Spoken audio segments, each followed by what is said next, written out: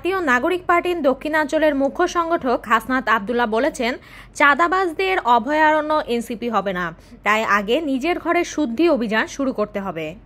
নেত্রকোনায় চাঞ্চল্যকর কিশোরীকে সংঘবদ্ধ ধর্ষণ এবং আত্মহত্যার প্ররোচনা মামলায় 3 যুবককে মৃত্যুদণ্ড দিয়েছে আদালত।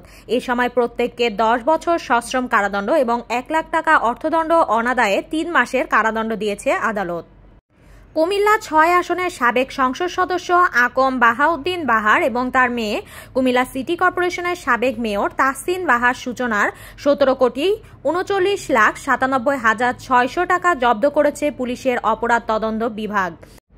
পিরোজপুর 1 আসনের সাবেক সংসদ সদস্য এবং জেলা আওয়ামী লীগ সভাপতি AKM আওয়ালের স্ত্রীকে জাল সনদে একটি কলেজে প্রভাষক পদে চাকরি দেওয়ার মামলায় ওই কলেজের অধ্যক্ষ ঠাকুর চাঁদ মজুমদারকে জেল হাজতে পাঠিয়েছে আদালত। দেশে গত 24 ঘন্টায় ডেঙ্গুতে আক্রান্ত হয়ে 2 জনের মৃত্যু হয়েছে। একই সময়ে ডেঙ্গু আক্রান্ত 394 জন হাসপাতালে ভর্তি হয়েছেন।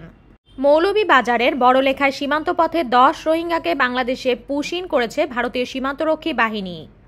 দ্বিতীয় মেয়াদে ক্ষমতায় আসার পর থেকেই রাশিয়াকে যুদ্ধবিরতি চুক্তিতে আসার জন্য রাজি করানোর চেষ্টা করছেন মার্কিন প্রেসিডেন্ট ডোনাল্ড ট্রাম্প। তবে এখন পর্যন্ত তেমন কিছু না হলেও অনেকের ধারণা উল্টো রুশ প্রেসিডেন্ট ভ্লাদিমির পুতিনের সঙ্গে সম্পর্কে টানাপোড়েন সৃষ্টি হয়েছে ট্রাম্পের। এরই মাধ্যমে রাশিয়ার জন্য নতুন সময়সীমা ঘোষণা করলেন তিনি।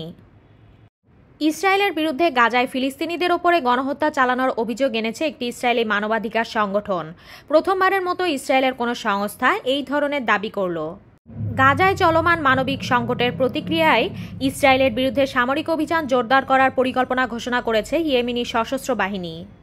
সবশেষ টানা 2টি টি-20 সিরিজ জিতলেও বাংলাদেশ দলের ব্যাটিং পারফরম্যান্স নিয়ে আলোচনা হচ্ছে বেশ, কেননা দলের কোনো ব্যাটারি ধারাবাহিকতা বজায় রাখতে পারেননি।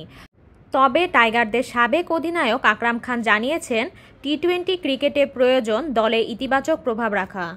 আপনারা এতক্ষণ শুনছিলেন সুরমা টিভি 24 এর আজকের শীর্ষ সংবাদ। উপস্থাপনায় ছিলাম আমি সুমাইয়া তাসনিম।